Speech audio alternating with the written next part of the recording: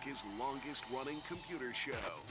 Sound Bytes. Call the show now at 966-JAZZ. That's 966-5299. Toll free 800-790-0415 or soundbytes.org. Now, alongside Steve Ray and Dave Enright, here's Nick Francesco on member-supported Jazz 90.1. Good afternoon, Mr. and Mrs. American, all chips in the PC.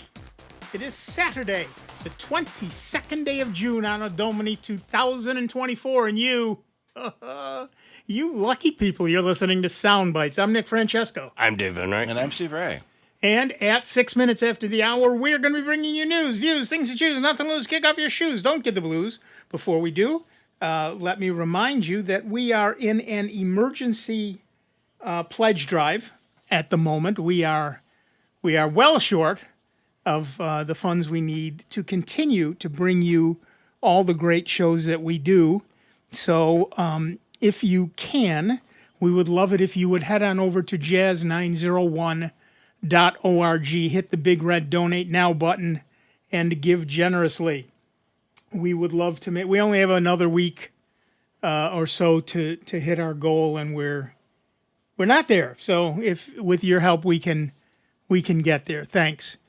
The Biden administration will ban all sales of Kaspersky antivirus software in the U.S. starting in July. According to a filing from the U.S. Department of Commerce, the U.S. believes that security software made by Moscow-based Kaspersky Lab represents a national security risk and that the Russian government could use Kaspersky software to install malware, block other security updates, and collect and weaponize the personal information of Americans, said U.S. Commerce Secretary Gina Raimondo. When you think about national security, you may think about guns and tanks and missiles, said Raimondo during a press briefing. But the truth is, increasingly, it's about technology, and it's about dual-use technology, and it's about data. U.S. businesses and consumers will be blocked from buying any new software from Kaspersky starting on or around July 24th, 2024, 30 days after the restrictions are scheduled to be published in the Federal Register. Current users will still be able to download the software, resell it, and download it. New updates for 100 days, which will give affected users and businesses time to find replacement software. Rebranded products that use Kaspersky software will also be affected. Companies that continue to sell Kaspersky software in the U.S. after the ban goes into effect could be subject to fines. The ban follows a 2-year national security probe of Kaspersky's antivirus software by the Department of Commerce. It's being implemented using authority that the government says it was given under a National Defense Authorization Act signed during the Trump administration in 2018. For its part, Kaspersky and its representatives have always denied the U.S. government's allegations. CEO Eugene Kaspersky called the 2017 reports BS brewed on a political agenda. And the company similarly accused the FCC in 2022 of making decisions on political grounds and not based on any technical assessment of Kaspersky products. So our poll of the week at soundbytes.org, that's Bytes with a Y, Francis would like us to remind you, is U.S. will ban Kaspersky AV in July. And your choices are, but I love Kaspersky. I'll change immediately. I'll change when I have to. And who uses Kaspersky anymore? So far, we've got 24 votes. And one person said, I'll change immediately. Everybody else said, who uses Kaspersky anymore? Yeah, really. So you need to vote in the poll, again, at soundbytes.org. And then, of course, if you have a question or a comment or a suggestion or a notation or an addition or deletion to the minutes, give us a call, 585-966-JAZZ. That's 966-5299. Or toll free, 1-800-790-0415. I mean, Norton and McAfee, and along with AVG, they've been out there. Well, what I'm afraid of is, rampant xenophobia on both sides. Right. So now Russia and China, are they going to ban Norton and McAfee and Microsoft? Right. And all the U.S. companies? Right. No, I get it. I don't, no one's published proof or even real evidence that there's anything going on. The Russian government could compel Kaspersky to install software. That's true. So could the U.S. government. That's exactly right. Yeah, a lot of assumptions, but no substance behind it. Right, at least that we know of. Yeah. And so there are a lot of people who are clearly upset about this, but really, honestly, and our poll bears this out, very few of them are American citizens. People aren't generally using Kaspersky that much anymore, comparatively. Yeah. Comparatively.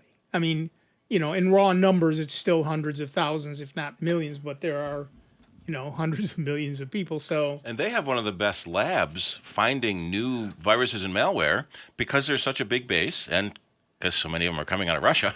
right. And that's a big thing. 90% of the time, when you see, a new virus has been found, somewhere in that report will be Kaspersky Labs, because that's what they do. They find viruses and they then protect against them. And they're in the tech community, in terms of their ability to catch viruses, they're well thought of. Whatever else you may think of them, their ability to do the job that you're hiring them to do, they do very well. So this will be interesting. There are an awful lot of companies that do. Well, that won't work. There are an awful lot of companies that do antivirus. Many of them have used Kaspersky's lists in order, and what happens is, so the way most antivirus works is they publish a list of what the virus looks like. And then when you use your antivirus software, it takes that list, or maybe those lists, it might use multiple lists, and checks your software against it to see if the signature that is in the list is in the software. Kaspersky has a very large database, and lots of companies use their list to check for a virus, even if it's not necessarily using their software, they're using their list. So none of this talks about, at least to this point, is, do those lists go away too? Right? So, can't use Kaspersky software, the actual application that checks for antiviruses. Does this mean we also can't use the lists that come out of Kaspersky Labs? On the one hand, they could leave out a virus that the Russian government tells them to leave out. That's absolutely true. On the other hand, any company that uses multiple lists will get that signature from another list. And according to the reports, the ban is going to be on Kaspersky antivirus software. Exactly. So the list doesn't count. Well, does it? I mean, it's not software; it's a list. My thought is there's nobody in the government who's savvy enough technically to understand this problem. Yeah. So that's an issue that will probably come up again at some point. And we don't know what that's going to be in the future. But for now, if you are a Kaspersky user, and we've had a vote that says, "But I love Kaspersky." There you go. But if you are a Kaspersky user, you have until the 27th. What is it? 27th of July, 24th of July, to find something else. I'm on Ars Technica, and they have a report yesterday from Kaspersky saying they're aware of the decision. Does not affect the company's ability to sell and promote cyber threat intelligence offerings and or trainings. Okay. So it is just the software. That's all right then. None of the reports that I looked at said anything about that. So. Updated 6/24 at 5 p.m. Oh, there you go. 6/21 at 5 p.m. Last night at 5 p.m. I stopped before the market's closed. Before the market, exactly. As the market's closed, yeah. So it seems that so then they will allow the and like we said, Kaspersky Labs has some of the best technicians around. And they're proposing a third-party audit to come in and make sure our code doesn't have anything secret. Right. But the problem that what the government is saying is they would have to do that audit continually. Mm-hmm. Every version, every patch, every time somebody downloads it, Yeah. frankly. Yeah. You check it today, we change it tomorrow. There'd have to be a lot of checking. So There have been phone apps like that where it says it's a camera, and then 3 weeks later it turns into spyware. right. And we see that a lot. Once it gets checked, in Apple checks, Yep. Google check, checks, okay, Samsung checks, but once it's checked, nobody rechecks, and that's where the issue comes in. They can make a change anytime they want, call it an update, or just simply change it. Yeah. Right? So here's my camera app. Apple checks it and says, oh, this is fine. And then a couple of days later, I re-upload a different version that's now got malware in it. So it's a problem, and we understand it's a problem. And Kaspersky makes lots and lots of software for just about every platform. So it's a broad-reaching decision that the government has made to not do this. We'll see. And then what else? What other software from what other countries will they decide to ban? Well, Yeah. that's right. I mean, there's much of the software we use does not come from the United States. Much of it. Now, much of it is from our allies, Israel and France and places like that. Israel makes one of the biggest malware, Pegasus Trojans, Right. but they swear they only sell it to good guys. Right, exactly. Yeah. Swear. Right. Ooh, my goodness. Seems my battery's down to 18%. I should probably plug it in. Look at it. And I read about a new sneaky bad guy on. They were talking about on Security Now this week. So Stack Overflow is a website where programmers go to check out code and this isn't working right. Can someone help me? Bad guys are now creating accounts, answering questions, and saying, "Here, try this code snippet. That'll work for you," and it's malware. Yeah. To sneak it into their To code. sneak it in. Yep. So the supply. And it's happened more than once. Oh, yeah. Supply chain attacks are becoming common. Some guy person uploads a malicious Python library Right. to the Python registry and calls it version 9000. So everyone's Python programs who look to see if there's a new version, version 9000, I'll download that, and it's malicious. Yep. Yeah. Yeah. It got so bad that GitHub stopped accepting new submissions until they figure out how to stop it. Yep. It's a problem that we've had for a long time. Everybody likes to be helped. Everybody needs help now and then. Yep. And so when somebody says, oh, try this, try that, that's great. And every programming language has little libraries you can add. Ruby calls them gems. But every language has some snippet, some library code that you can download and use. The problem is, unless you take the time yourself to check out what that library actually does, it's just a black box. You put data in one end, data comes out the other end, changed. You don't know what happened in the middle. Yep. You don't know what else it's doing. So that's, if someone publishes source code and then you take that source code and compile it yourself, and before you compile it, you absolutely sit down and check every single line to And know they're that not. it's clean.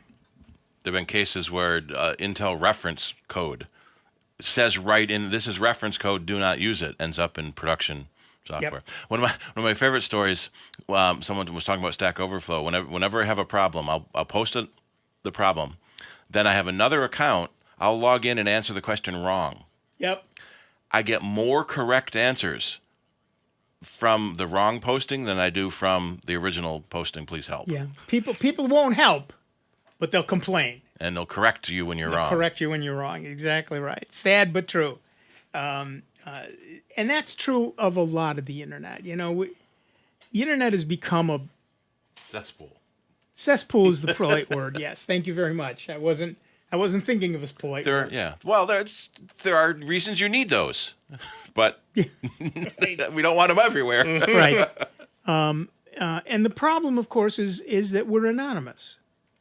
There are things people would not say to your face that they are perfectly willing to say online because you don't know who they are. I've said perceived anonymity of the Right. screen. Right. And it's a problem, if you can't be polite in person and if you can't be polite online, you're probably not really a polite person. Yeah, we're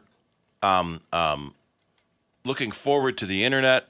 The democratization of ideas. Everyone will have a voice. But now everyone has a voice. Yeah, right. Exactly. And yeah, it's an issue, and I don't know quite how we deal with it. Well, we deal with it through blocks and like that. Yeah. I've been more active on a couple of alternate social media sites, like Mastodon and Blue Sky and Counter Social, and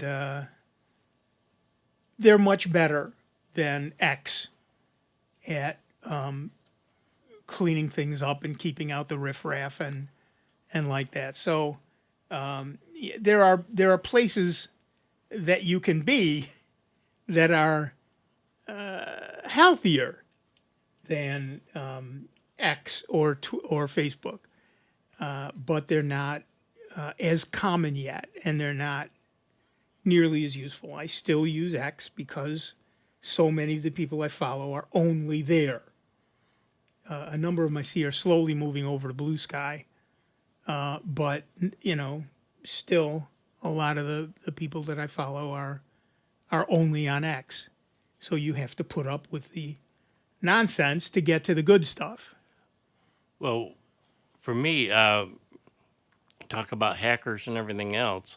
The ARRL, American Radio Relay League,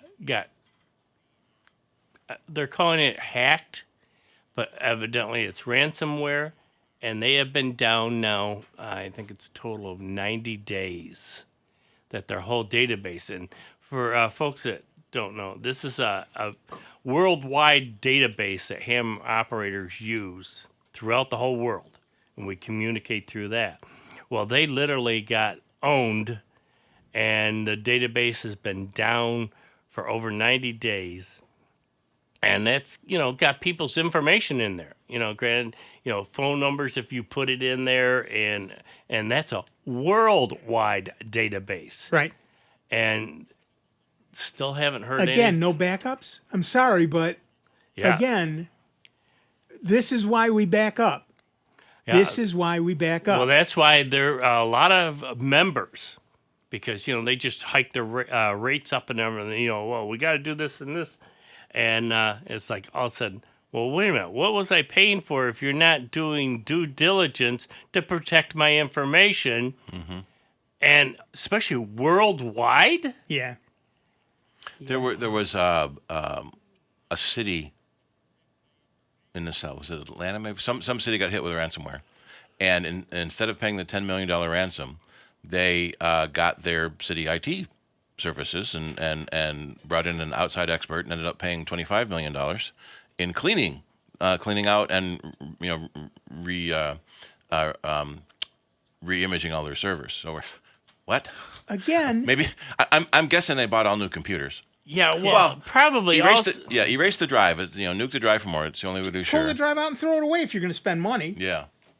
Yeah, or change some of your firewalls and everything else that you're evidently you've got a breach somewhere. Somebody clicked on an email. 99% of the time, the problem is somebody clicked on an email. Yep.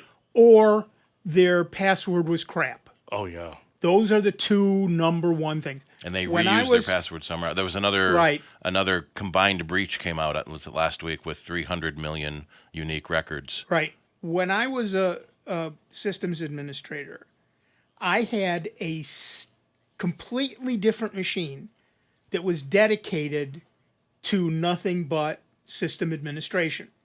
And the other machine is where I did email and everything else. And that way, the likelihood that I would be caught by any of those, and my passwords were all enormous, therefore the likelihood that I would be caught by anything was I will never say zero. Slim. But they were slim. And that's all it takes. But people get lazy. Yeah. I've got a laptop. I'll use it for everything. No, you do not. Also, how often do you back up? And the boss lets the kid play games on the company computer. And we've had that. Yeah. I can't tell you how many times faculty, included, so I can say this now, I don't work there anymore. Faculty would bring in their laptops. I've got a virus. Yeah, you do. What happened? I don't know. Well, I see you've got World of Warcraft on here. Do you play? Oh, no, that's my kids. This is a work laptop. You don't even give them their own account, which would help. Yeah, right. I had a client that she had to bring it in 3 different times, her laptop, and getting pissed off at me because, what do I paying you to clean this all out? I go, well, why don't you not have your son get on there and go out and do, because what was it, Bear Share. Bear Share. He was doing Bear Share and that and get downloaded. He's only doing songs in that. Yeah, and that's full of spyware and malware and everything else. And the record companies would put stuff on there to track you down too. Well, we know that movie companies did. Yeah. But I used to tell people all the time, have you ever downloaded using Bear Share or LimeWire or any of those? Have you ever downloaded a song that didn't play? Guess what? You clicked on malware. Yep. You clicked on malware. And I told her, you're going to keep bringing it in until you get your son not to use your machine and get him his own. And then that way, if he messes it up, it's his problem. That's right. But to get back to ransomware, the easiest way to fix ransomware is to have a backup of your databases. I don't understand people. A backup costs so little compared to paying for ransomware. And you've got a separate problem when it comes to your security. I get that. And you've got people's names and addresses and phone numbers and everything else in the database. This is a separate issue. The fact that it's down for 90 days could really have been simplified by saying, we wipe out the database and we put up the backup. Yeah. We would have been down for 90 seconds. That's why, there are literally millions of people that are, really frustrated because of the money that they paid yearly for membership, and into this organization. And supposedly they're doing their best work for all the hams and everything else. And then, here's what we get. Well, you tell them for 50 cents a person, I'll take it over for them. Yeah. They'd be happy to do really. that. Yeah. Now, it used to be when it took a while to pull the tape out of offsite storage. Right. You might be done in an hour. Right. Yeah. Or, just like you said before, take the hard drive out, just put in a fresh hard drive and then start fresh. Or bring back your image, which you've saved. For the back end, I completely agree with doing that. Yep. Absolutely. All right. That music tells us that this segment of the show is done. But don't go away. There's an hour and a half of us left here.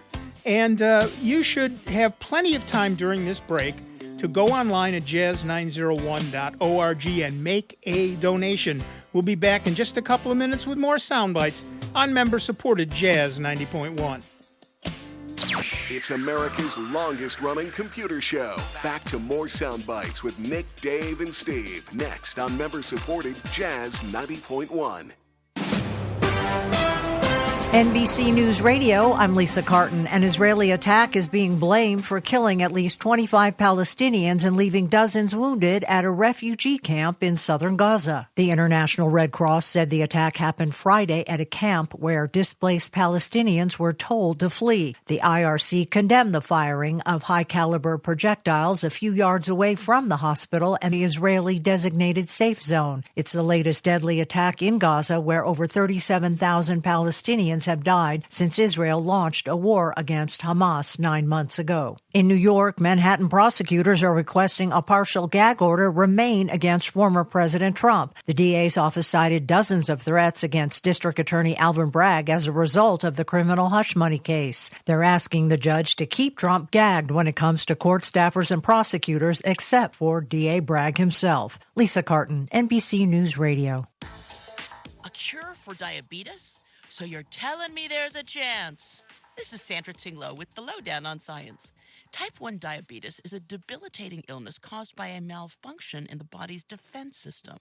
The body attacks its own insulin-producing cells. These control blood sugar, our main energy source. Type 1 diabetics rely on lifelong insulin injections to survive this. But can diabetes be stopped in its tracks? Enter Michaela Wabel from St. Vincent's Institute of Medical Research and team. For 48 weeks, they gave 60 recently diagnosed diabetics the arthritis medication baricitinib to calm their defense systems. Insulin production was measured by blood every 12 weeks.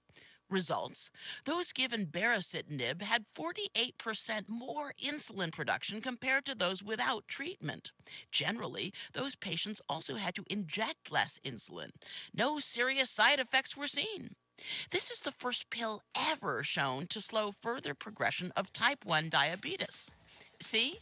Pills are good. Dumb and Dumber has a certain wisdom.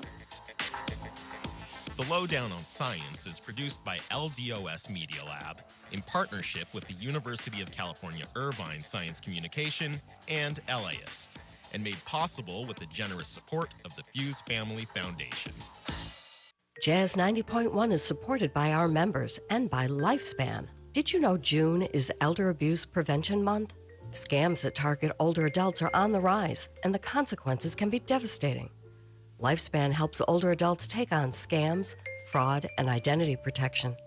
If you've been the victim of a scam, or to schedule a presentation to your organization or group, you may call 585-244-8400 or look online at lifespanrochester.org.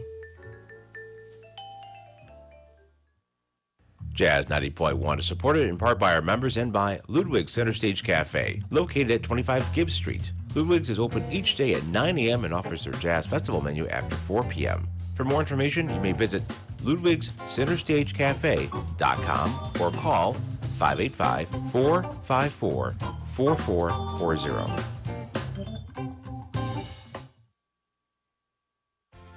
As a truck driver, I've learned how important road safety is. I know that large trucks need more time and room to stop. That's why I always hang back and follow other vehicles at a safe distance. Everyone can help keep our roads safe. Next time you're driving, try to remember to always give trucks extra space when you merge in front of them. Let's all plan to share the road safely. Learn how at www.sharetheroadsafely.gov. Are you thinking of adding a pet to your family? Greece Residents Assisting Stray Pets, or GRASP, is committed to reducing the number of homeless pets by placing dogs and cats into compatible, loving, permanent homes. For more information on how you can give a homeless pet a second chance through adoption, visit graspinc.org. GRASP, striving for the day when every dog and cat will live in a loving, safe, and healthy home. And now, your Jazz 90.1 weather. Still very warm and on the muggy side across Rochester, Western New York, and the Finger Lakes here for this Saturday, with partial hazy sunshine, not too much of a breeze stirring. The high temperature into the middle 80s, but it will feel like 90 degrees at times. Watch for a passing shower or thunderstorm into the afternoon. Still warm and humid for tonight with a spot shower or thunderstorm. The overnight low temperature near 70. A better chance for showers and thunderstorms to pop on Sunday as a cold front makes its approach with a gusty southwest breeze, the high in the mid-80s. I'm meteorologist Josh Nichols for Jazz 90.1.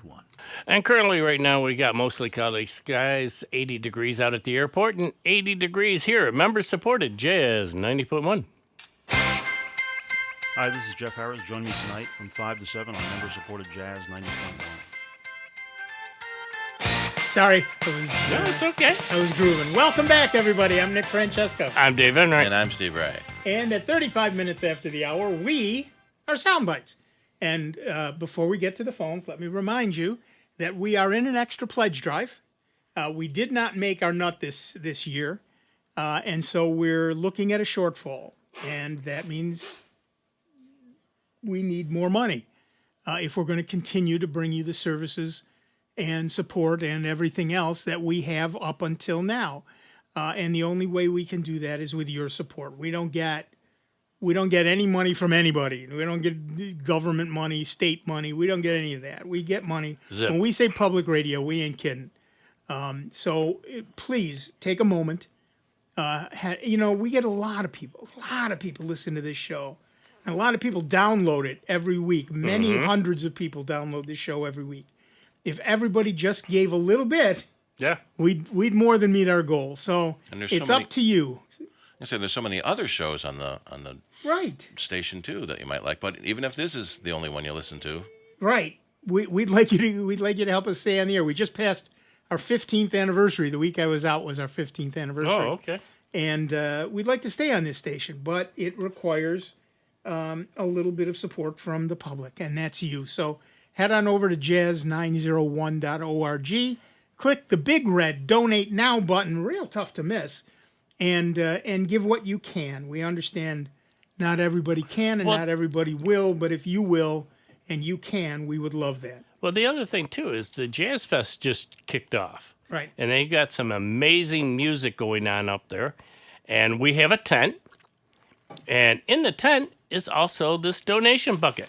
And if everybody that goes to the Jazz Fest would just swing by and drop a buck, we'd be well on our way. We'd be done with this thing faster than you could spit. We'd be well on our way. Yeah. So, and it's a nice day. It's not too hot. This is probably a lot less heat than we've had all week. So take advantage of the, somewhat.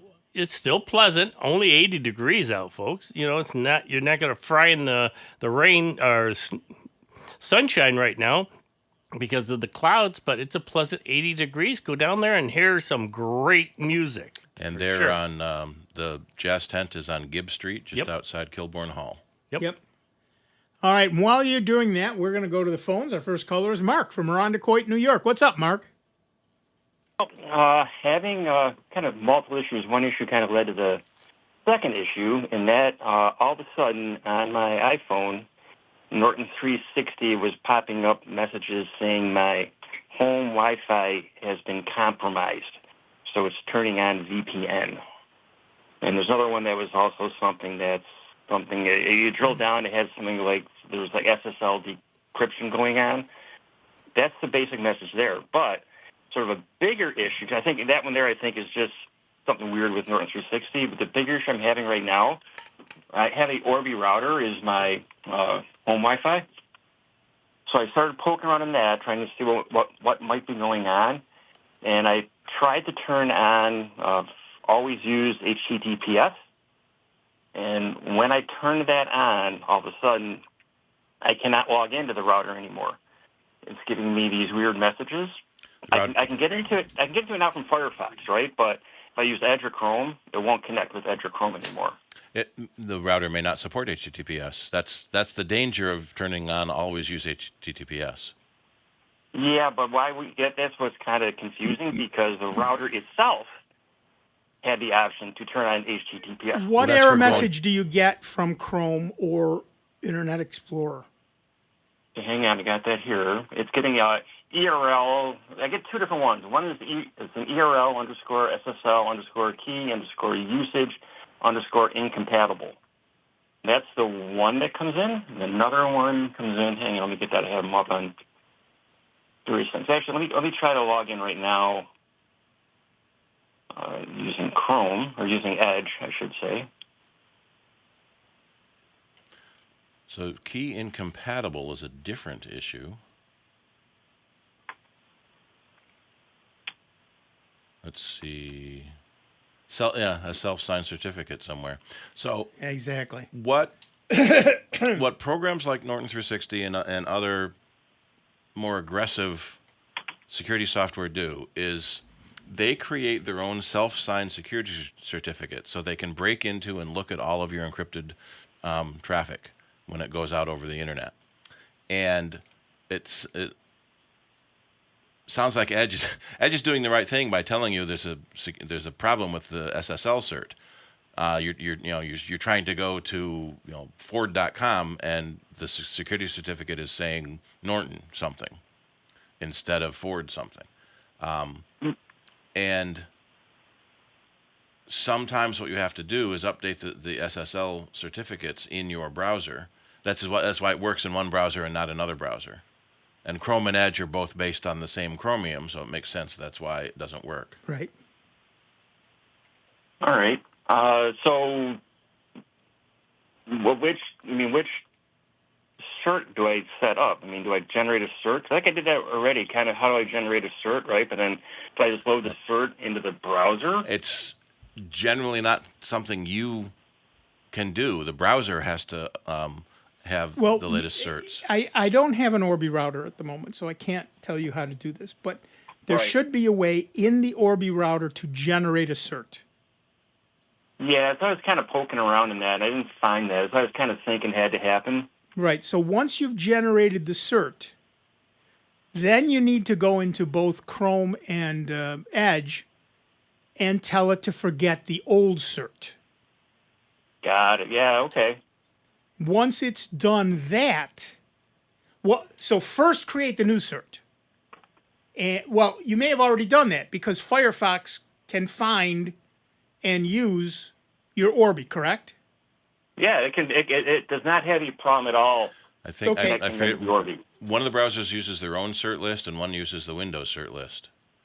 Right, but you should be able to.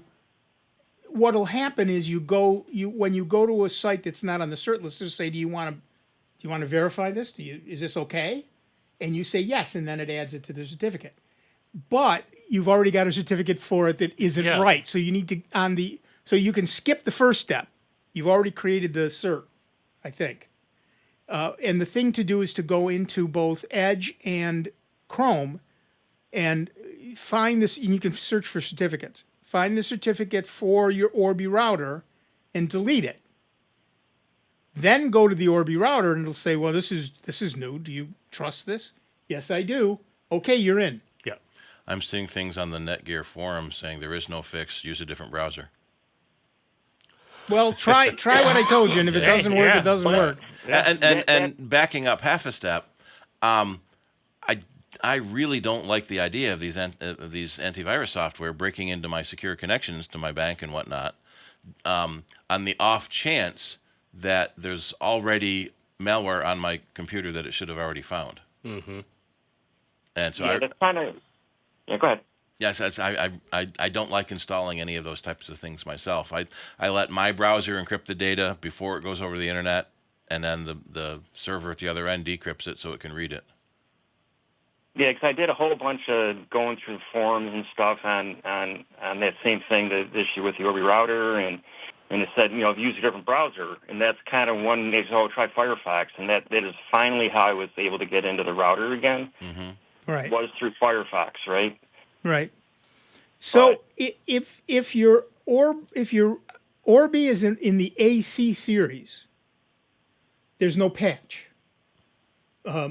Orbi apparently doesn't care about the AC series. Yeah, that's on RB. It's RB80 or something. The RB may have a patch. So the first thing you should do is check to see if there's an update to the firmware. Yeah, I think I did. I just did that. I think I have it on auto update firmware setting to just always, download update on the firmware if it's not there. I haven't manually checked for an update yet, though, so I should do that next. Mm-hmm. Yeah, check. Yeah, definitely. But on the sort of the backups or how the whole thing started, have you guys heard of this Norton 360? There's also lots of stuff saying people are seeing this come up all of a sudden on their home networks, and it doesn't appear to be any real explanation other than I think one said that, it's because Norton it's detecting a unsigned file trying to be uploaded. So, I mean, how would it know that, though, too? Like, how would it know what was trying to be uploaded through the routers? What kind of got me kind of questioning what's going on. Because one of the features is it breaks into and monitors every bit of traffic going out of your computer. And part of the problem is when there's, for example, a system update, things change a little bit, and then Norton doesn't know how to read them, so it panics. we sometimes call them overly aggressive in their answers, until Norton gets updated to understand the new thing that the OS fixed. So this may have started happening on your iPhone with the 17.5.1 patch that came out a week or two ago.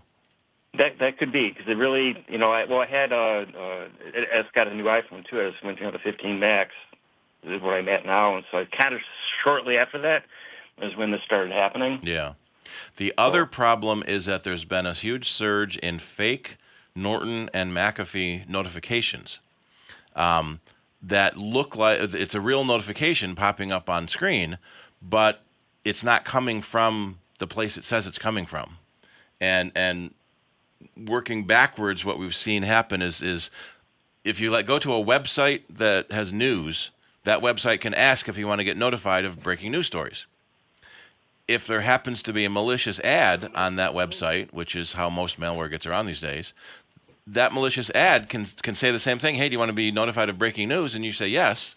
And what it really does is then starts notifying you of fake messages, trying to trick you into renewing your subscription or calling tech support because something bad has happened. Well, that's like that one that I got last week. Yeah. It had an attachment, but where I can feel safe in opening attachments is I've got a computer that's not hooked up to the internet. So I can, but I can see my emails and I can go over and drop it there, open it, because it's not connected to any internet.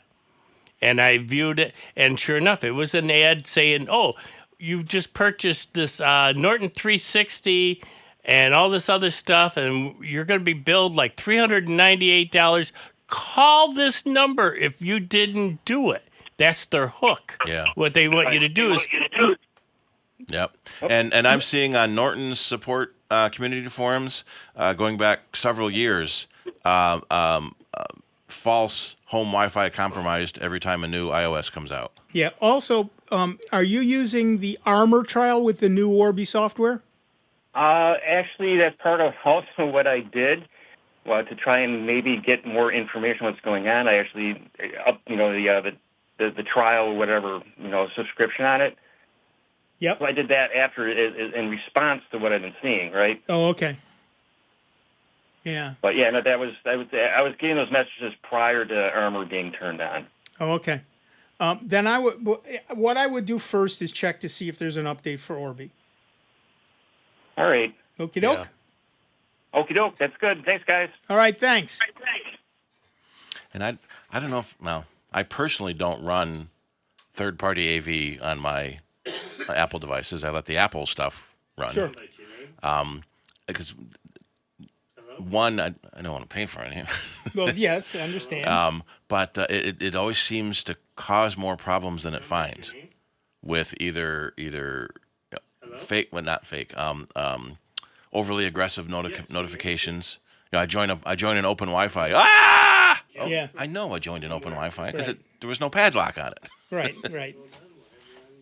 And I get it, but you should be able to, say, I know what I'm doing. Turn off these notices. Right. And which you can block notifications for Norton, but then that why have it installed if you're not going to let it notify you of anything? Right. Well, that's why there should be an expert mode. Yeah. Where you could say, I know what I'm doing. Leave me alone unless it's important. And for the longest time, Norton was always getting in trouble for hogging your system down. Well, there's that. They were notorious. Yeah. They had to do a rebuild on it because it was people were dumping it left and right because of the every time way it slowed down the machine. Every time you open a file, Norton scans inside of it. Anytime you send a packet out to the internet or receive a packet from the internet, it scans the whole thing. So yeah, it can find things, but at what cost? Yeah. Exactly. All right, back to the phones. Our next caller is Jim from Brighton, New York. What's up, Jim?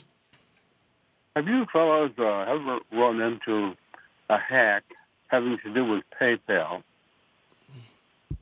PayPal sent me a message, supposedly from their customer service, that there was a problem with my account. Yeah, it didn't come from PayPal. It was spoofed. Yeah. It's very common. Mm-hmm. Is that right? Oh, yeah. Oh, yeah. That's one of the... Was Dave was talking about earlier, where he got a notice about it. Here's a bill, and it didn't come from the company it said it did. Yeah, I am a PayPal user, and I see them constantly. Even if you're not a PayPal user, they send a billion messages out. Well, that's right. Yeah. Trying to hit on that one person. Right. Yeah. And so what you do is whenever you see one of these, you log into PayPal yourself, not through a link in the email, but directly yourself.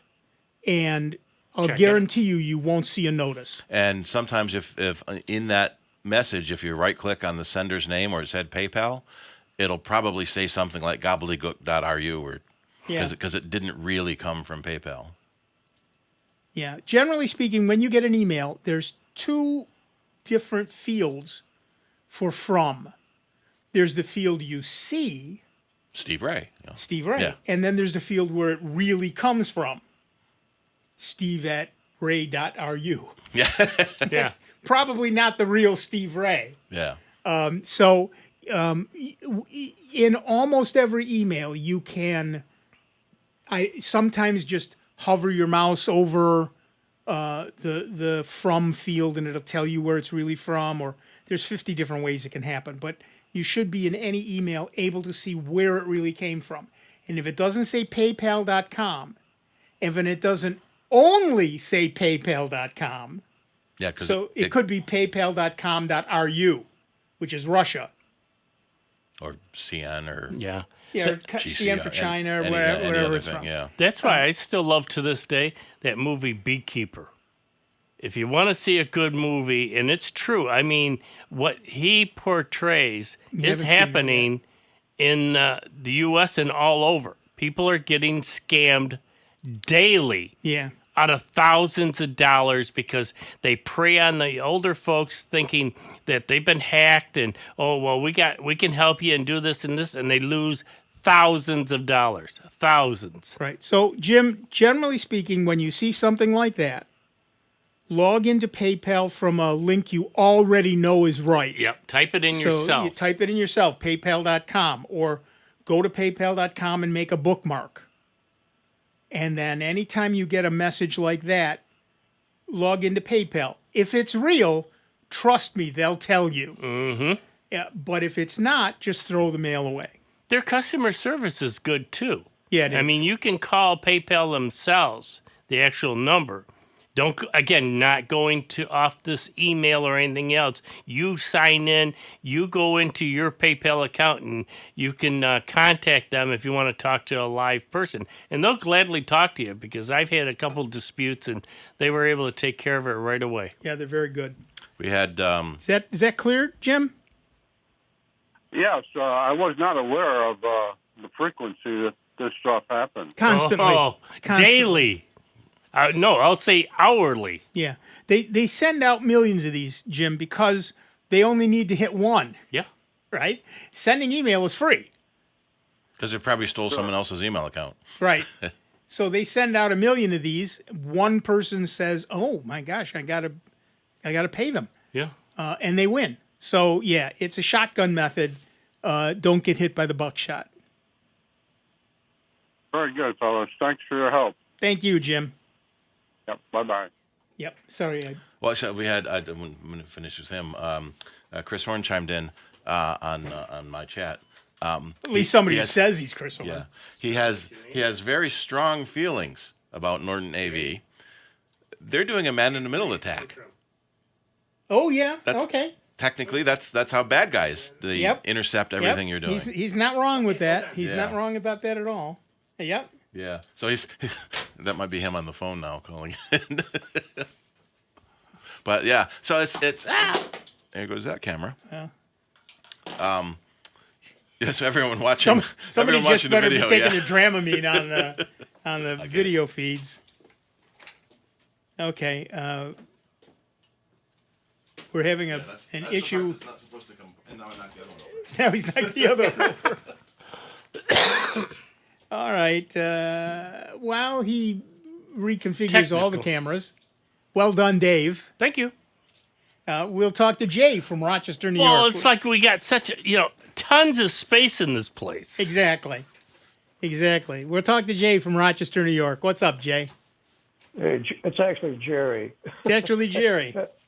Yeah. Starts with a J. This is a very G. His starts with a G. Oh, What's up, Gerry? That's the other thing. You try to hear on a phone with hearing aids with two other guys right there in your face listening to. I hear that. Dave has to whisper at this end because there's a microphone in front of him. But But you don't have to whisper at the other end. So what's up, Gerry? Oh, okay. Well, this is probably a very simple problem. Sometimes I get intimidated by you guys because you know so much. I've been trying several times now to get my printer to print. I try to print, for example, an email. It's important to me, and it says printer offline. So I've downloaded, or I should say printed out, a lot of stuff from HP. I have the HP tank. And I've tried to follow all the stuff that they've talked of, that's written, I should say, and I still come up with the printer offline. Well, when I go check it, go ahead. I would say the printer offline means that the computer can't see it. Is it wired or wireless? Or USB even. Wireless. Okay. I'm So using my laptop. the first thing you have to check is on the printer itself, is it still connected to the Wi-Fi? Most printers will have a little light when the Wi-Fi is on and working. Yeah, the light is on. It's blue. Okay. Well, it may be it may see the wireless and not be on the right network. When you set it up, does your network have a password? You mean the Wi-Fi password? Yes. Did you yes. put that into the printer? The printer. Did it work before? Ooh.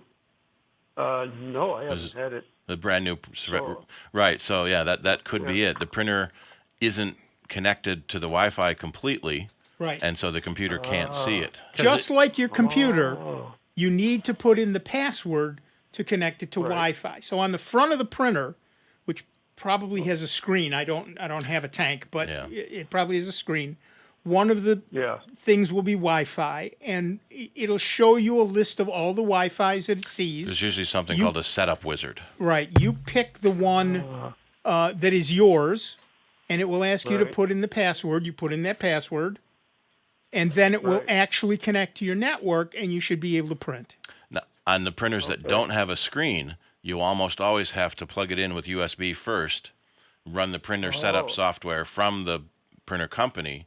So then the USB sets the Wi-Fi and password in the printer. Then you unplug USB. Right. I think that's what I have to do. The screen is so small, difficult to read, and so I set up a USB connection to the printer. Yes. Right, and then run the HP setup software that either came with the printer or you download directly from And HP. that will let you connect to your Wi-Fi. Type in your password, and you should be all set. We got to go. Okay, thank you. Thank you. The first hour is done, but there's another hour of Soundbites coming up with Dave Enright, Steve Ray, me, Nick Francesco, and you. It is 59 minutes after the hour.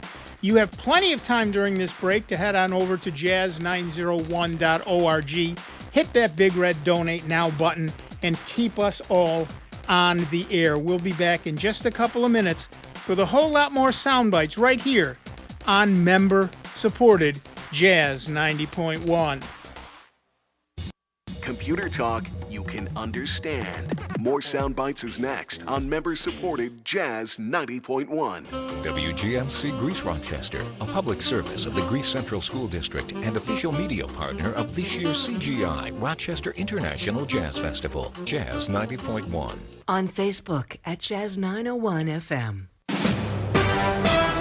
NBC News Radio, I'm Lisa Carton. An Israeli attack is being blamed for killing at least 25 Palestinians and leaving dozens wounded at a refugee camp in southern Gaza. The International Red Cross said the attack happened Friday at a camp where displaced Palestinians were told to flee. The IRC condemned the firing of high-caliber projectiles a few yards away from the hospital and the Israeli designated safe zone. It's the latest deadly attack in Gaza where over 37,000 Palestinians have died since Israel launched a war against Hamas 9 months ago. In New York, Manhattan prosecutors are requesting a partial gag order remain against former President Trump. The DA's office cited dozens of threats against District Attorney Alvin Bragg as a result of the criminal hush money case. They're asking the judge to keep Trump gagged when it comes to court staffers and prosecutors, except for DA Bragg himself. Lisa Carton, NBC News Radio.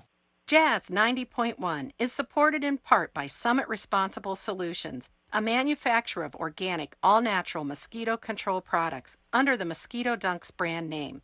Mosquito Dunks can be used in ponds, bird baths, rain barrels, or wherever water collects. Non-toxic to people, pets, fish, birds, and other wildlife, Mosquito Dunks are available at local and national garden centers everywhere.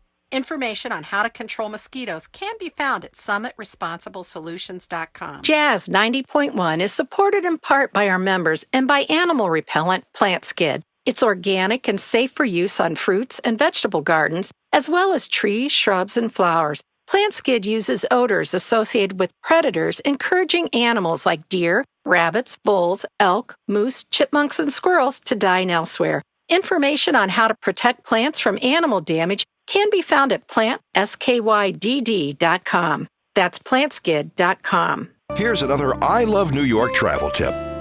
Located on beautiful Chautauqua Lake near Jamestown, the Chautauqua Institution is a truly unique cultural center, renowned for its 9-week summer celebration of the arts, education, religion, and recreation.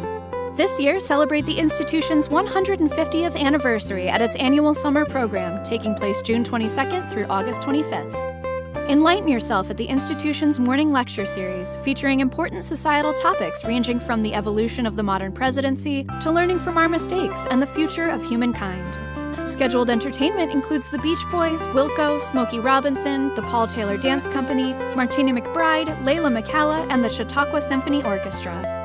The institution also features sporting activities and on-grounds accommodations.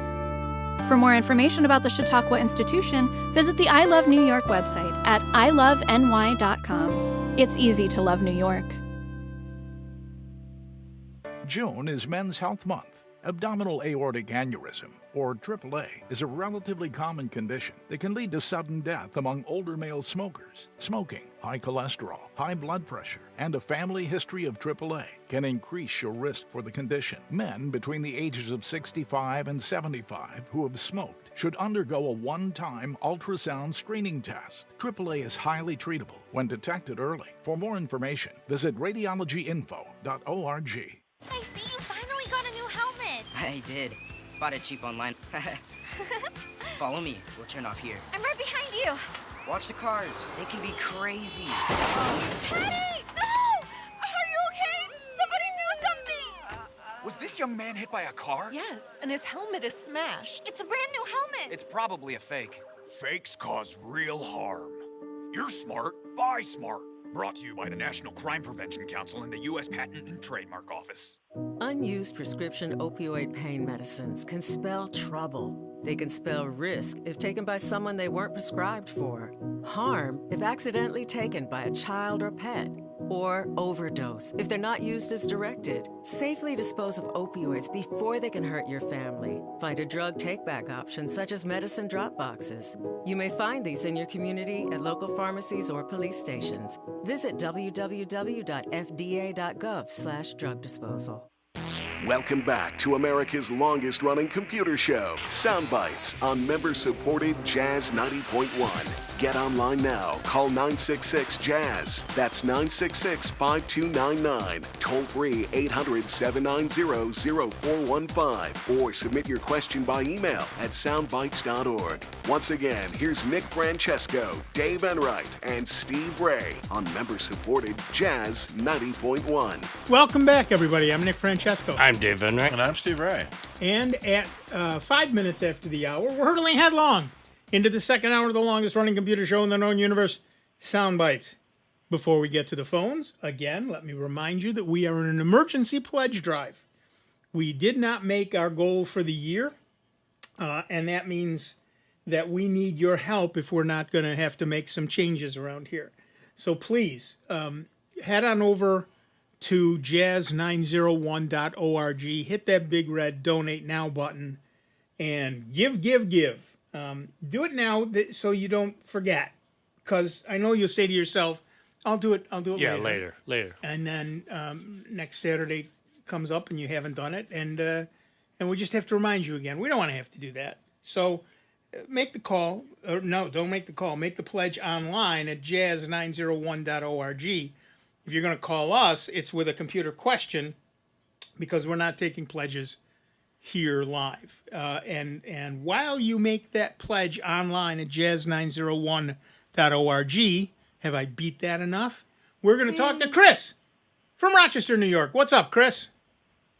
Hi, friends. How are you? The first time I called in when it's not my weekend, and I know. It is the best. It's great calling in, isn't it? It is. You don't even have to wear pants. Of course, we don't normally, do we? We don't have to wear anyhow. pants in here either. I'm not sure everybody knows, but I'm a programmer, and the company I work for is in the security space. And when I hear things like, "Oh, my antivirus requires me to fiddle with security certificates and change the behavior of my browser, maybe even change the behavior of my network router at home," I actually take offense. I don't disagree with you even a little bit. So here's my opinion. I don't think that paying for an antivirus software is worth it. I think your money is better spent donating to Jazz 90.1. Nick, what's the number again? I forgot. Well, if you're gonna donate, you need to do it online at jazz901.org. Yeah. And I did not call in to be a shill for that. But we're glad you did. I think it's fair to say that the antivirus industry is really not making any money.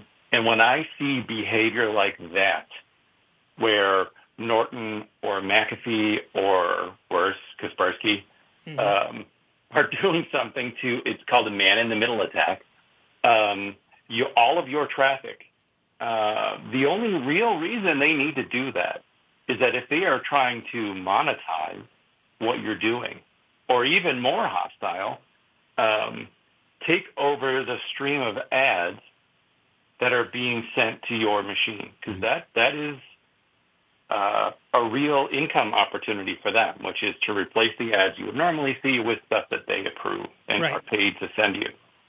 And so I would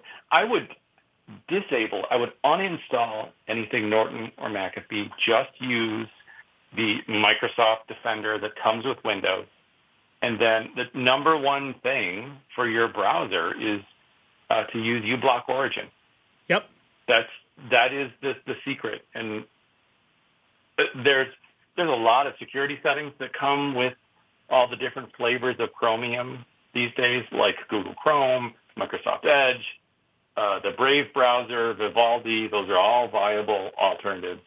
And they each have their own kind of invasive set of security settings that I personally don't like. Yeah. I trust uBlock Origin. And if I want to go the extra mile, at home I run a thing called a Pi-hole. Yep.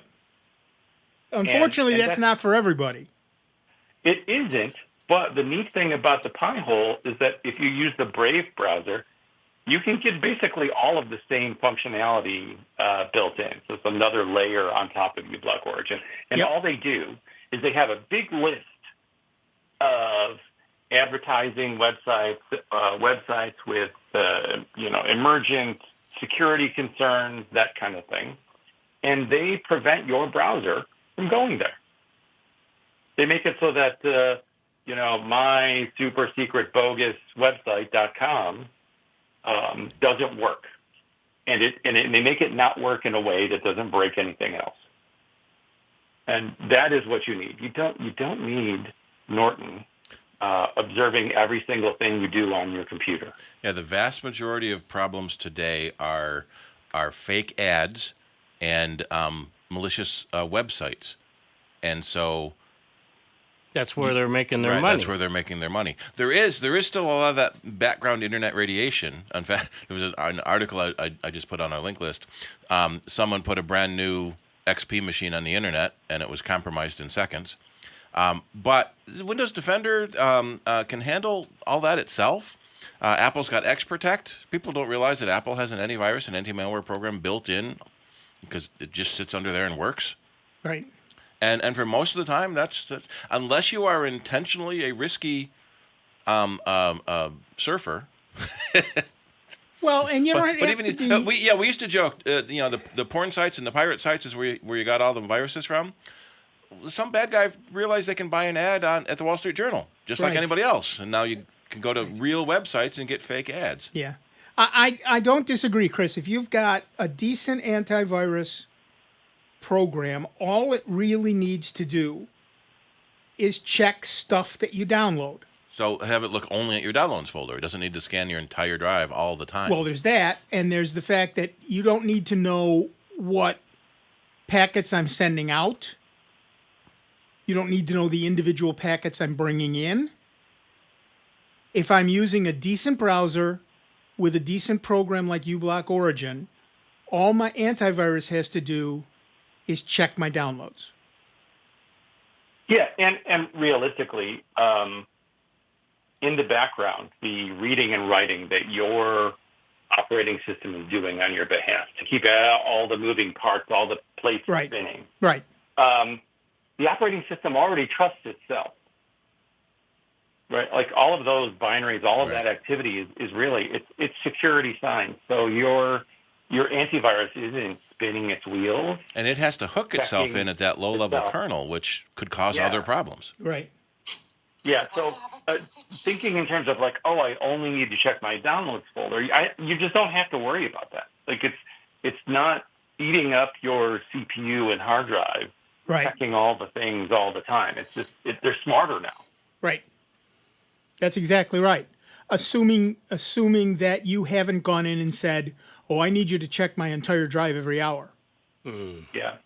If you want to feel like you have upgraded your computer and it's brand new, get rid of your third-party antivirus. Make sure it's completely uninstalled. And then install uBlock Origin and go to the internet. And you will realize that everything is much, much faster. Yeah, generally speaking, absolutely. It's less of a problem now that we all have much more powerful computers, but it's still a problem. Mm-hmm. Well done. Thank you. Go ahead. The thing you notice is the latency, right? Like the latency of somebody else outside your network trying to help you all of the time makes everything just kind of pokey. And the difference is that it'll be like things just pop up again. Yep. All right. That's all I wanted to say. Have a great weekend, everybody. Thanks, Chris. You too. Yeah. In general, everybody wants to help you do everything, and most of it is unnecessary. As Chris said, when you are on the internet, uBlock Origin does an amazing and let's face it, Chris is a professional. This is what he does for a living. Okay, so he knows a little bit about what he's talking about. uBlock Origin does an amazing job of keeping your systems fairly clean. There's 3 components that you need to deal with when it comes to keeping yourself clean on the internet. A program like uBlock Origin, which works in your browser to protect you from most problems. The antivirus program that comes with your computer, which checks only the things that really need to be checked, and your brain. 2 of those are easy to implement. But you also have to use your brain regularly, like Jim from Brighton did. He got what he thought was a PayPal hack, and instead of blindly just clicking on something, he thought for a minute and thought, this is probably not real. Right. And that's exactly what he should have done. And it's your Don't brain. panic. Right. Stop it. Step back and think about it. Yeah. We So- joke the more dire the message, the more likely it is to be fake. Right, exactly. So again, right now, not by clicking on anything somebody sent you, but by just going to your browser, log into your bank, PayPal, wherever you've got funds, and bookmark those real sites, so that when you get one of those error messages, instead of clicking on anything or calling anybody, you go to the bookmark you've saved that you know is the real site, log in and see what it says. I will guarantee you it will not say, "You've got a problem, oh my God, yeah, call immediately right now, oh my God." It'll say, "Everything's fine." Yeah. And you can then throw away that message that you got that is a lie. All right, back to the phones. Our next caller is Jim from Irondequoit, New York. Hi, Jim. What's up? Well, last week I called in about my problem of having my printer offline, and you gave me a couple suggestions, and I just want to thank you because I was able to fix it, and I was just about ready to call an expensive repairman. But I want to thank you very much for your help. What did we say? Because maybe that will help Gerry. You told me to look in the back end, and I actually found a little reset button. There you go. All I did was press that, and lo and behold, the blue light started up, blinking like a no man. Yeah. That's what we like to hear. Okay, Jim, so now you go over to jazz901.org and make a donation. Okay. Once again, thank you very much. That's your job now. Thank you, Jim. Thanks. Wait a minute. Thanks for calling. We love it when our callers call in and actually thank us. For Wait a doing minute. I missed job. that one. What happened?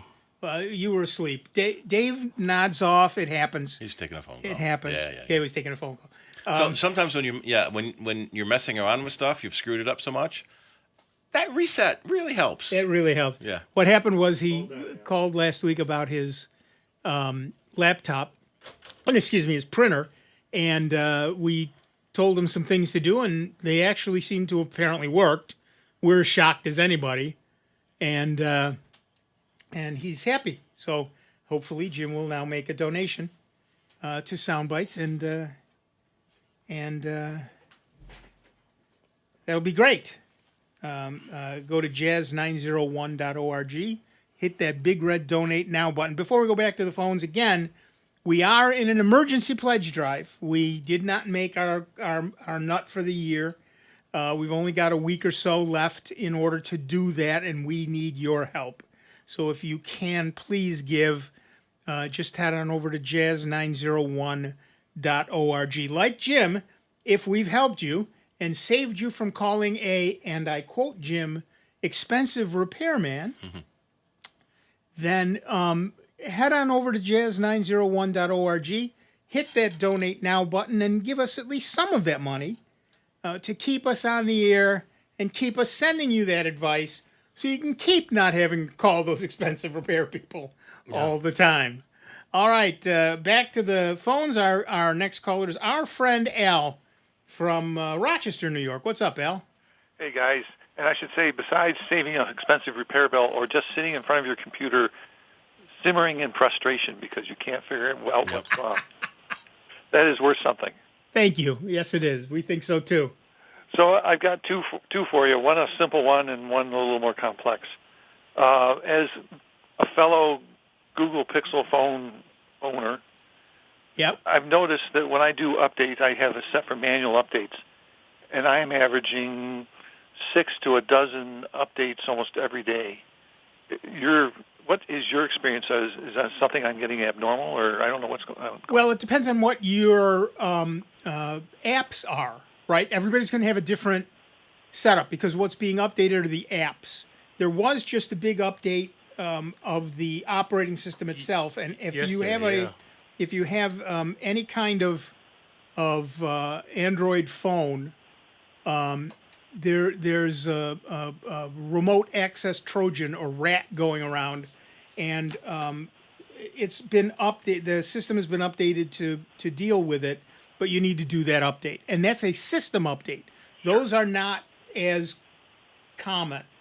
What you're seeing is the updates to all the apps that you've got, and those are of course updated on their own on their own hook. Every company is different. And the more apps you have, the more often you'll see updates. Right. So I don't see that many because I don't have that many apps. You may have more and see more. So is 6 to 12 a day unusual? Not necessarily, depending on how many apps you have. It should tell you what's being updated. Right. Oh, yes. Oh, no. Yeah, like I said, I've got set the manual, and in the morning I'll fire up the phone, and I look and see what's waiting, and if there's anything unusual or of note, such as on my password manager, I look and see what are they changing, what's new. But it's been going on for months. I'll look at something, and I'll say, gee, Google Drive, Google Maps, my bank account, everything, 2 or 3 days, every 2 or 3 days. Right. Well, Google has a problem in that they are a huge target. So they are regularly updating. I have a friend who spent a lot of time at Google security, and he was telling me about this. He said they hit, millions of attacks a minute. And when they find something that will attack their software, they fix it. And then they download that fix to you. So, let's take Google Docs, right? They fix one and they catch another one. They fix that one. They catch another. They fix that one. It could be you get updated every day. That's actually good because it means that they're catching the bad guys. They're on top of it. Is it this same update coming back like it failed to install the first time? Or is it a new update number? No, new updates. Apparently, it doesn't say anything about a retry. They all seem to go through successfully, but it's like, this one happens to be, I had 15 updates a week ago on one particular day. My banking app updated, and it just updated 5 days ago. DuckDuckGo updated 4 days previous and wants to do it again.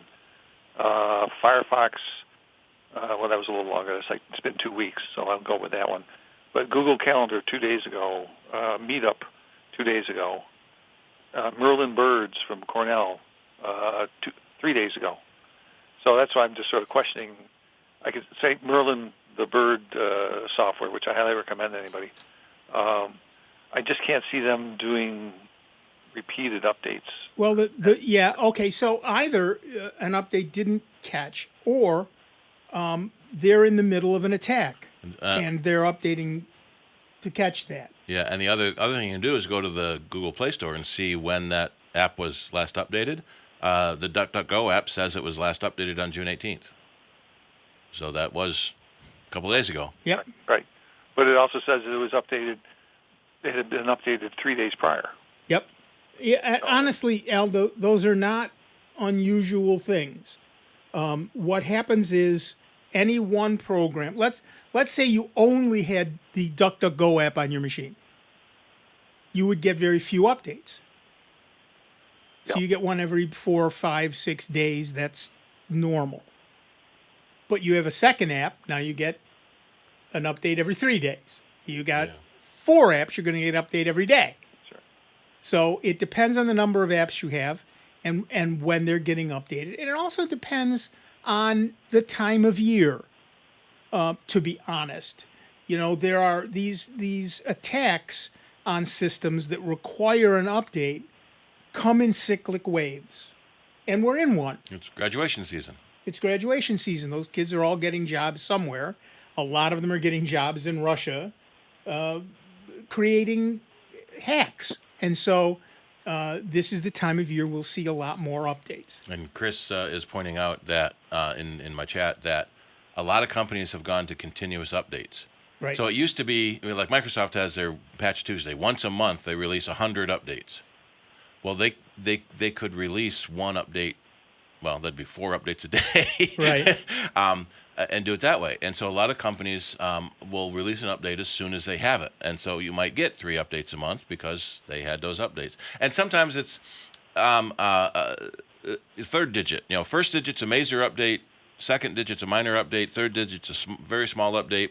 So maybe somebody spelled a word wrong somewhere and we made an update. Right. Well, we'll just push it out because everyone's got internet now. And honestly, one of the things I like about Linux is it updates constantly. Yeah. Every program updates when they find something. They don't wait for, the second Tuesday of the month. Right. So the alternative is to turn on automatic updates and stop notifications. Right. But then you run the risk of something bad sneaking in. Right. So yeah, you have two choices, as Steve said, and what really should change is your attitude. Getting all those updates is a good thing. If it was the same update number coming in every time, that means something failed. There's an issue. And it had to try again. Sure. Okay. Well, like I say, it was just sort of a temperature check that I didn't have a phone that was wacko, so. No, you don't. I get updates pretty regularly. In fact, when I updated my phone yesterday for the BIOS update that was that's a major one. I saw that there were other things. I let them update as well, and it all went well. But love those updates. They're good for you. Okay. So time for my second question. I don't want to run too long on this. Totally different area. I have a 200-page PDF document that was scanned. Unfortunately, it's a book. Unfortunately, instead of scanning it as text, they scanned it as pictures. That's how scans work. Then, no. Then you OCR it into text. Yeah, well, they didn't. So I have 200 pages, each with a full-page image of the text, and it's not great quality, which is another problem. But anyways, previously when I had something like this, I would send it into Google Docs. Google Docs would look at the PDF, convert it to text or to Word document or whatever I wanted, and life was good. Right. Here, it's seeing it as an actual picture and not seeing it as text. So I'm faced with my alternative right now is to print out 200 pages of pictures, basically, and then rescan it as a PDF text, and then let Google go to town on it. Anyone know of a... There are a couple of things you can try. You can, if you have, not Microsoft, Adobe Acrobat, you can OCR a document, a PDF. Right. There's also any picture, basically. What? Any picture. Yeah. There's also an online program called PDF to Go, the number 2. So PDF, the number 2 Go, that will do that. I don't know personally how many pages you can do. There used to be one I used all the time called TextBridge. Yeah. That you feed it the pages and it tries to read the text. But it depends on how good the text is, on how clean the scan is, because then you have to go through and spell check everything. We found a lot of very old pages. It was faster and cheaper to have someone retype it. Well, yes, and I just did that with a 400-page book. Yeah. That was fun. Oh, OmniPage is still available, too. I've used that. Okay. Unfortunately, Acrobat, all I have is the free reader. I don't have the pay software, so. Many scanners come with their own OCR software. Sometimes it's Abby Fine Reader, sometimes it's Read Iris. So, and those are other standalone programs you can install to read existing picture files and OCR them. And that's a good suggestion. And unfortunately, I also, besides being cheap, I'm lazy. So my scanner is a page at a time scanner, and it takes about 5 minutes a page. So it's you could install something like Read Iris and then drop the whole PDF file in it. Yeah, it doesn't include your scanner at all. It's already been scanned. But the scanner may have come with OCR software on the original CD. Okay. So and OCR means optical character recognition. Oh yeah. It looks at the picture of text and turns it into text. Right. Yeah. Okay. Well, super guys, thank you. Thank you. Proven your value once again. Thank you. Head on over to jazz901.org and drop a few bucks on it. All right, we're going to take another break. Back in just a couple of minutes with Dave Enright, Steve Ray, me, Nick Francesco, and you. 29 minutes after the hour. It's Soundbites. It's member-supported Jazz 90.1.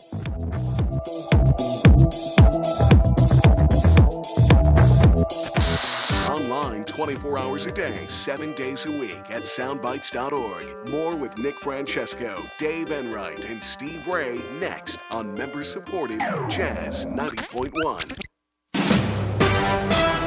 NBC News Radio, I'm Lisa Carton. President Biden and former President Trump are preparing for their upcoming presidential debate. Biden is hunkering down with his advisors in Camp David ahead of Thursday's 90-minute showdown in Atlanta. Meanwhile, Trump is said to be holding policy discussions with his allies and GOP vice presidential hopefuls as he remains on the campaign trail. The first of two scheduled debates will be hosted by CNN on June 27th with no studio audience.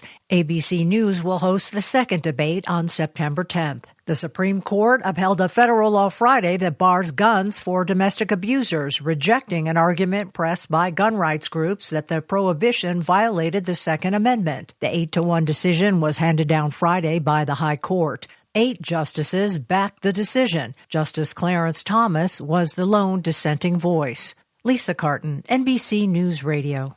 Include the beautiful member of the oregano family in containers and gardens. Ornamental oregano is grown for the unique flowers, not its flavor. Hi, I'm Melinda Myers, horticulturist and gardening expert. Kent Beauty is probably the best known of the group. Grow it in full sun for best results. It's hardy in zones 6 to 9, but grown as an annual elsewhere. The foliage is fragrant but does not have the flavor of culinary varieties. The drooping pink flowers resemble hops and are pretty in the garden in dried arrangements. Regular shearing before bloom will encourage more compact growth. Kirigami is a new variety of ornamental oregano. It has purplish green bracts, rose pink blossoms, and light green leaves. Watch the purple color increase in bright light and cool nights. You'll enjoy the fuller habit of this ornamental oregano variety. Both are heat and drought tolerant, and the deer tend to leave them be. Check out our website for this and other gardening Official tips. WGMC contest rules are available online at www.jazz901.org. This is Richard Glazer, founder of Rock Growth. Jazz 90.1 is supported by our members and by Rock Growth. Rock Growth empowers emerging entrepreneurs and artists and is committed to bringing social justice to Rochester. To learn more and to register for upcoming events, you may visit rocgrowth.com, Facebook, Instagram, and LinkedIn. Calling all veterans. Veterans Outreach Center wants you. We provide essential services for veterans in the greater Rochester area. Get employment assistance, health and wellness support, residential services, food, clothing, and so much more. VOC, serving those who serve us for over 50 years. Visit vocroc.org or call 585-546-1081 today to learn more. Here's the latest Jazz 90.1 weather forecast. Still very warm and on the muggy side across Rochester, Western New York, and the Finger Lakes here for this Saturday, with partial hazy sunshine, not too much of a breeze stirring. The high temperature into the middle 80s, but it will feel like 90 degrees at times. Watch for a passing shower or thunderstorm into the afternoon. Still warm and humid for tonight with a spot shower or thunderstorm. The overnight low temperature near 70. A better chance for showers and thunderstorms to pop on Sunday as a cold front makes its approach with a gusty southwest breeze, the high in the mid-80s. I'm meteorologist Josh Nichols for Jazz 90.1. And currently right now we've got mostly cloudy skies, 82 degrees out at the airport and 80 degrees here at member-supported Jazz 90.1. This is Rob Linton. Join me weekdays from 4 to 6 on member-supported Jazz 90.1. Welcome back, everybody. I'm Nick Francesco. I'm Dave Enright. And I'm Steve Ray. And at 34 minutes after the hour, we are Soundbites. Before we go back to the phones, two things. The first and most important one is that we are in an emergency pledge drive. We did not make our nut for the year, and that is bad. That is bad. So if you like what you hear here and on all our other shows, please head on over to jazz901.org and drop a few bucks. Hit the big red Donate Now button to do that, and guarantee that this station, this show, and all our shows stay on the air. The second thing is we had a little bit more about when Al Mosier called in. Yeah, you mentioned that he tried to use Google Drives. Google Drive will do OCR to images, but the file has to be 2 megabytes or smaller, and the text should be 10 pixels or higher. So if he's trying to upload a single 200-page PDF, that's probably more than 2 megabytes. Right, if he can split it up. Yeah. into 2 megabyte chunks, Yep. it may do the job for it. It might. All right, back to the phones. Our next caller is Tim from Webster, New York. What's up, Tim? Yeah, hi guys. I need a service that will monitor our social security numbers and other compromising info like our credit cards and profiles. I started researching it and I couldn't find anything that wasn't some sort of a sales pitch. Yeah, it's just there aren't any. frustrating fast. Yeah. Yeah. So any suggestions would be Probably the most well-known one is Norton LifeLock. Okay. Although it has a very bad reputation from people that have had the service, get their identity compromised, and don't get the help that the commercials say they're supposed to. One of the big things is the CEO always says, "Here's my social security number. Steal my identity," and his identity has been stolen hundreds of times.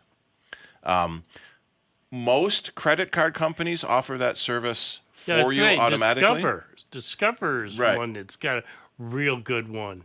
And MasterCard, Visa, Yeah. the same thing. I use an app called Credit Karma that monitors all of my credit history, and it's caught a couple of times someone tried to take out new credit in my name. It was my wife, but it warned me. Yeah. Like, who's got my Social Security number? Oh, yeah, my wife does. And then the Social Security Administration itself, let me see if I'll post that link too, has a monitoring service. Oh, wow. So it isn't a one place to do everything itself. Shop around. Credit Karma is probably the single place to do all your credit cards and credit reporting services.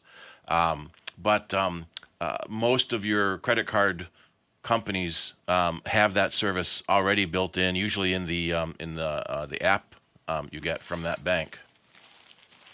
That's interesting that Social Security does it, administration. Yeah, they do have a service, I guess you would call it, I guess. Yeah, fraud prevention. SSA.gov/fraud. Fraud prevention. Yeah, and okay. we'll post that link on our website. Okay, that's great. Thanks for your time. I appreciate it. Have a great weekend. Thanks, Tim. You too. And, fact, and head on over to jazz901.org. And pledge. Say LifeLock got to be so popular, Norton bought them. Yep. We joke that semantic is where good software goes to die. Boy, that's true. But yeah, so if you have a credit card, it probably already does this.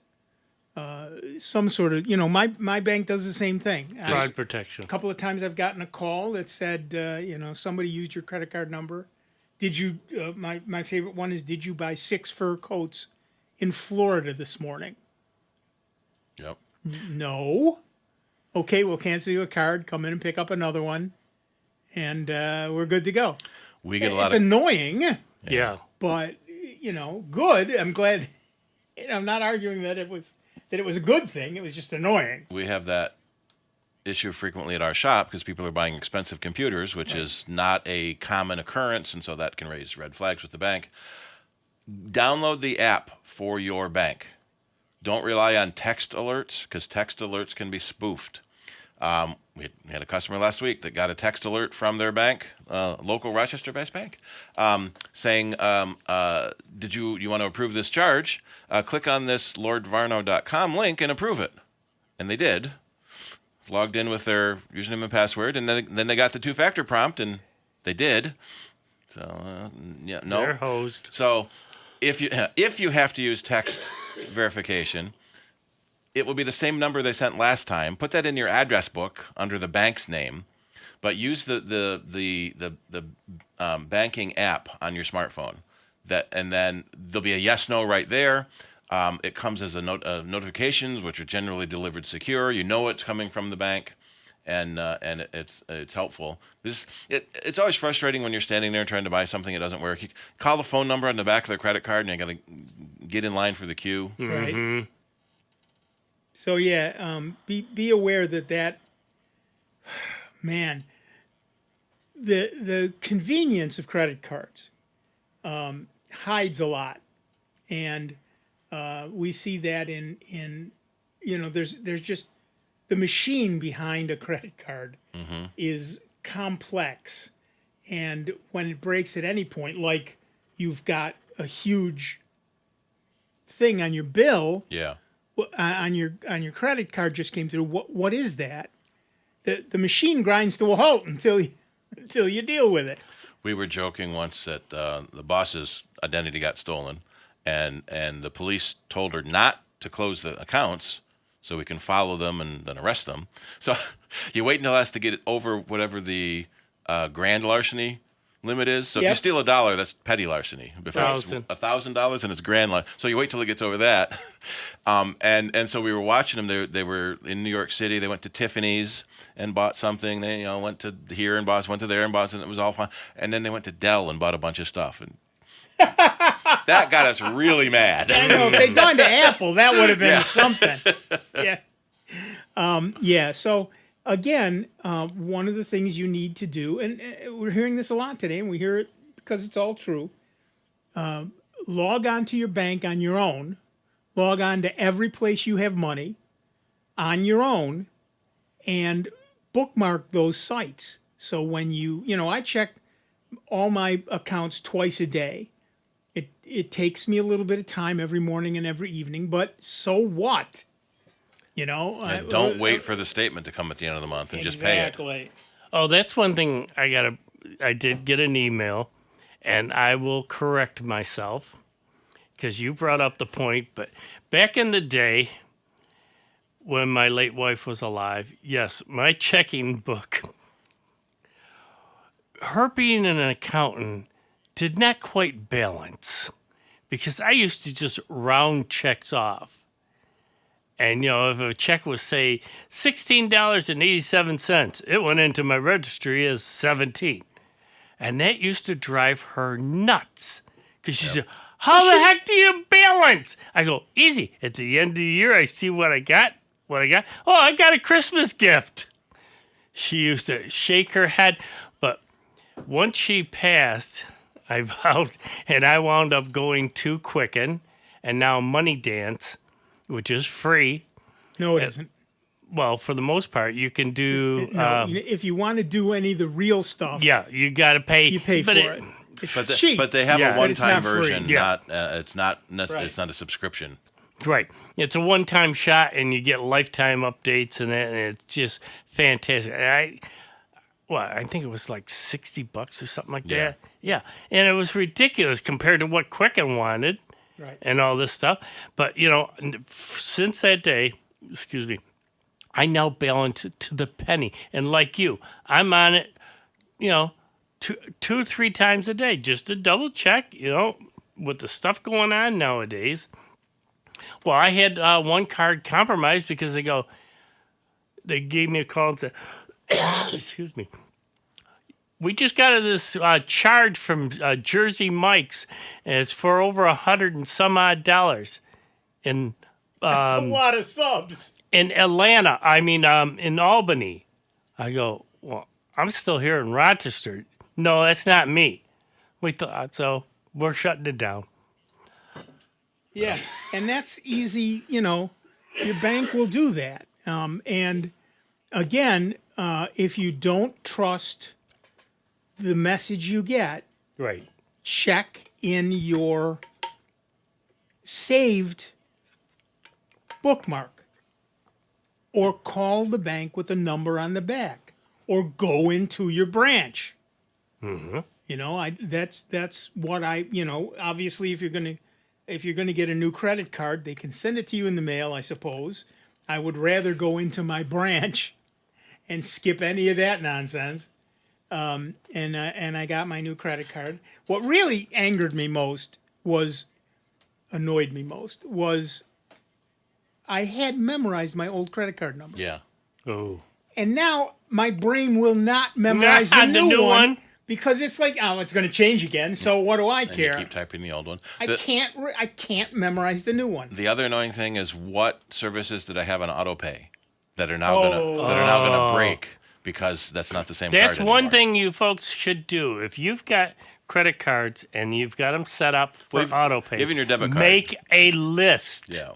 Because nothing worse than all of a sudden you're expecting a subscription to renew or this or that or a payment to go through, and all of a sudden you get a delinquent charge. Right.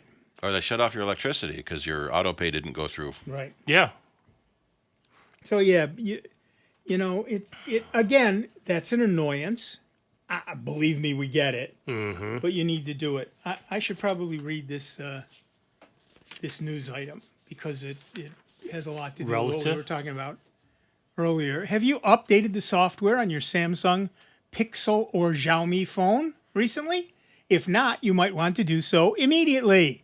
The cyber team at Checkpoint has just issued a new report warning just how big a risk you're taking and urging you to update. The team says it's been tracking the Rafael Rat, R-A-T, remote access Trojan, across the United States, UK, China, Indonesia, Russia, India, France, and Germany, and has detected 120 dangerous campaigns over the last couple of years. Another reminder, they warn of how open source malware technology can cause significant damage, especially when targeting big ecosystems like Android, with over 3.9 billion users worldwide. And this rat is particularly nasty. Definitely not something you want on your phone, sifting through all your personal data, sending anything it likes back to its handlers without you realizing, at least not until it's too late. Our findings, Checkpoint says, highlight that most victims had Google, which is Pixel or Nexus, Samsung Galaxy A and S series, and Xiaomi Redmi series. But many other devices were hit as well. It's crucial to keep your devices up to date with the most recent security fixes or replace them if they are no longer receiving updates.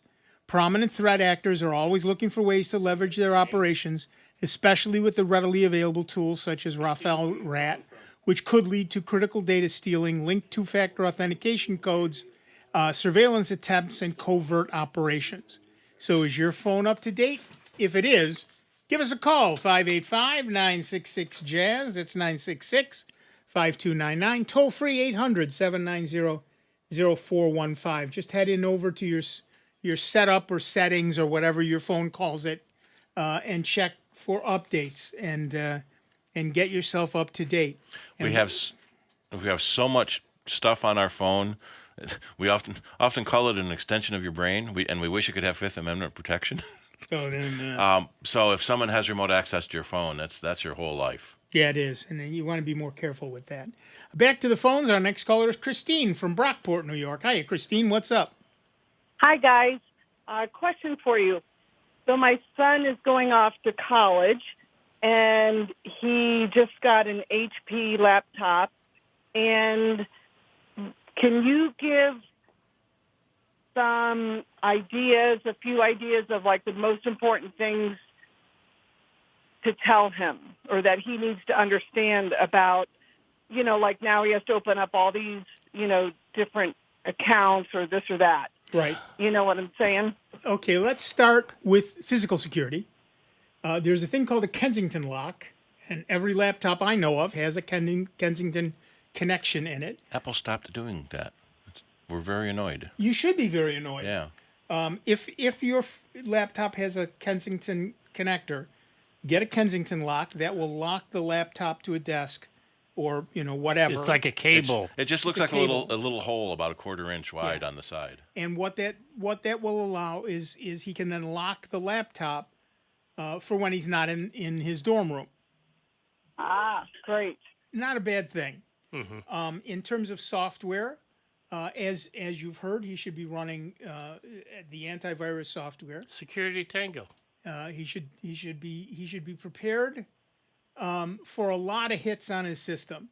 Anywhere you go to college, it's an open network, 1 million machines, and they are the primary target for bad actors out there on the net. So he needs to have his antivirus up to date. He needs to use something like uBlock Origin when he surfs the web. He needs to be and he needs to engage his brain.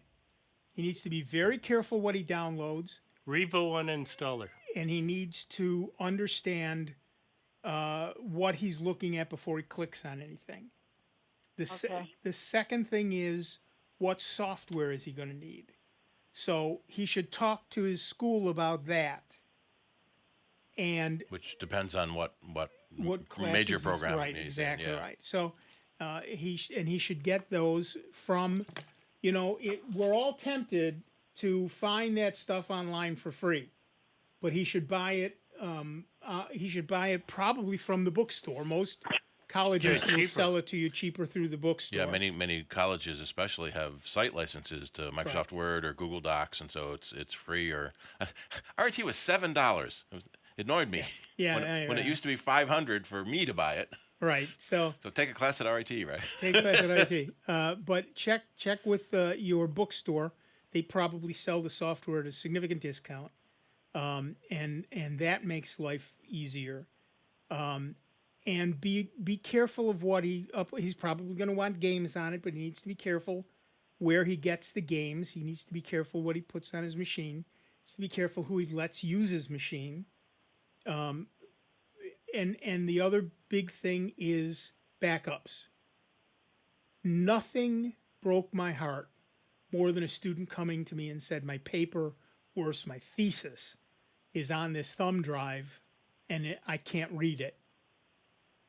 You'd solve this problem if you spent $5 for a second thumb drive and made a backup copy. So backup. So just a thumb drive is okay, or is an external hard drive? Both. Well, yeah, both is excellent. Yeah. The more you have, the better. I'm sure that most colleges provide some form of online backup. So that's one. But he should have his own backup, and that an external hard drive is great, but something that can be disconnected from the machine is also good. So both the external backup, which could be automated so he doesn't have to think about it, that's great. But he should also have a thumb drive so that the important stuff, like his thesis, papers that he's writing, et cetera, can go on that as well, and it gets saved somewhere else. So if, heaven forfend, something happened to his laptop, like he spills soda in it or it gets stolen, he's still got those data. Somebody jumps on his bed, it bounces onto the floor and shatters. Yep. Mm-hmm. We've had many of those. We've seen a lot of those. Yeah. Somebody pukes on it, puts it in the closet for a month. That one was horrible. Yeah. So yeah, those are the things to do. And he needs to be aware, if he's going to be taking it to classes, get a decently padded backpack or shoulder satchel or whatever he's going to get for that. Although what we see a lot of people doing is their main computer stays in their dorm room on a Kensington lock, and they take a cheap Chromebook to class.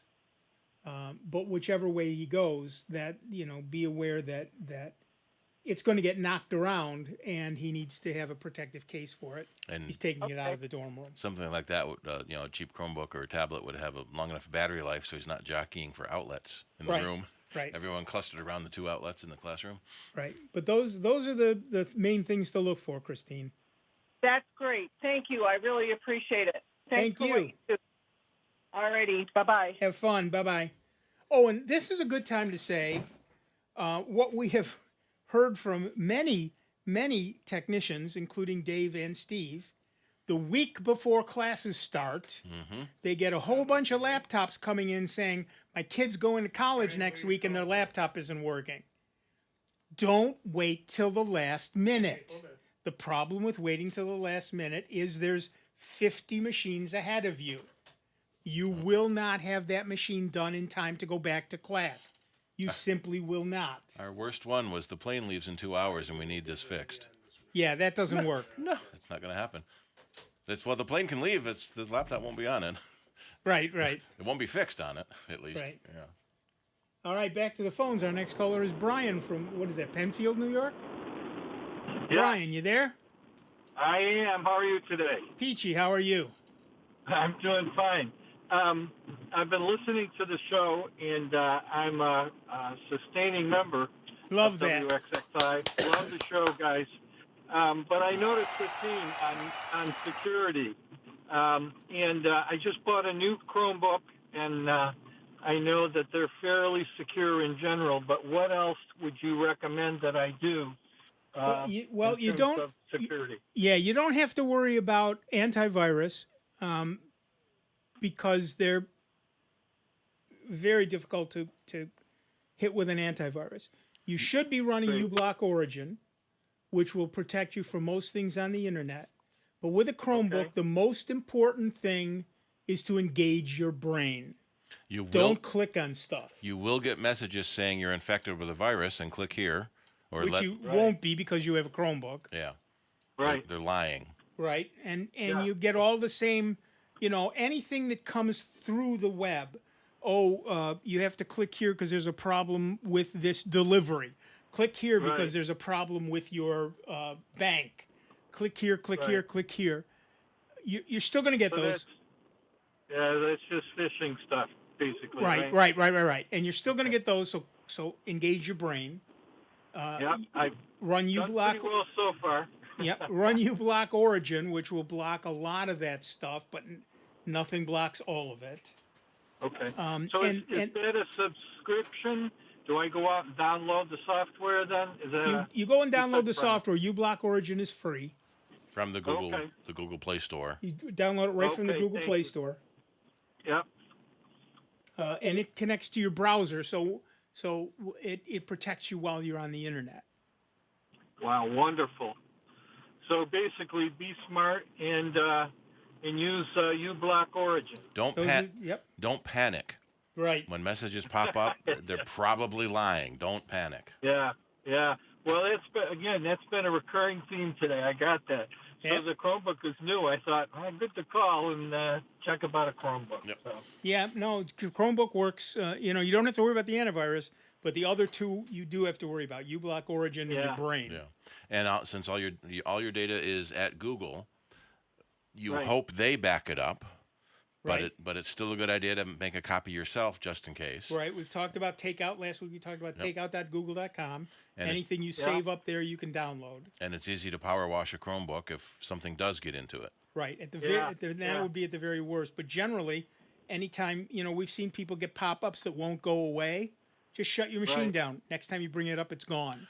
Well, sometimes browsers are trying to be helpful and reopen all the windows you had open last time. Right. Including the bad one. Right, but that's not the default. So unless you've specifically changed it.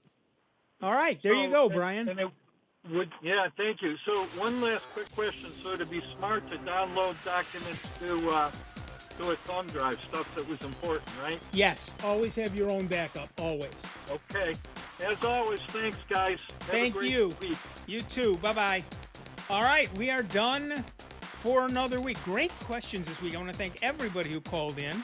I want to thank Dave Enright and Steve Ray, and Chris Horn, and Al, and everybody who called in. That's great stuff. Thank you all so much. We'll be back next week.